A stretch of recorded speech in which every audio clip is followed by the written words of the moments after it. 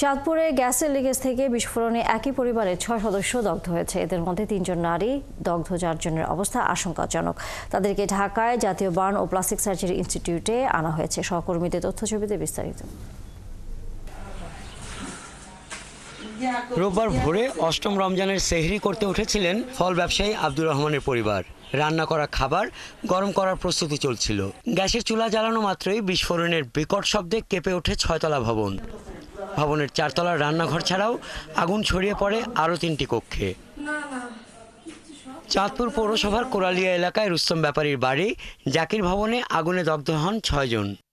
দগ্ধরা হলেন আব্দুর রহমান, তার স্ত্রী শাহনাজ বেগম, ছেলে ইমাম হোসেন সর্দার, মহিন সর্দার, পুত্রবধূ খাদিজা বেগম ও মিরাজের স্ত্রী নিবা আক্তার। এলাকার লোকজন জানান, ভেতর থেকে বন্ধ থাকায় দরজা ভেঙে দগ্ধদের বের করতে দেরি হয়েছে।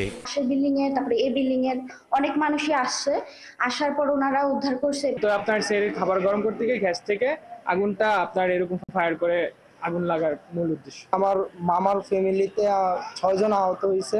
হাসপাতালে নেওয়ার পর চিকিৎসকরা জানান, দগ্ধদের 4 জনের অবস্থা আশঙ্কাজনক। তাই হাসপাতালে আনার কিছুক্ষণের মধ্যেই 4 জনকে জাতীয় বার্ন ও প্লাস্টিক সার্জারি ইনস্টিটিউটে পাঠানো হয়েছে। বাকি 2 জনকে প্রাথমিক চিকিৎসা দেওয়ার পরে এই সিদ্ধান্তে উপনীত হয় এখানকার চিকিৎসকরা যে তাদেরকে উন্নত চিকিৎসার জন্য বার্ন অ্যান্ড প্লাস্টিক ইনস্টিটিউটে রেফার করা হবে। ফায়ার সার্ভিসের কর্মকর্তারা জানান, রাতে গ্যাসের চুলার সুইচ বন্ধ করা ছিল না, অথবা গ্যাসের পাইপলাইনের লিকেজ ছিল।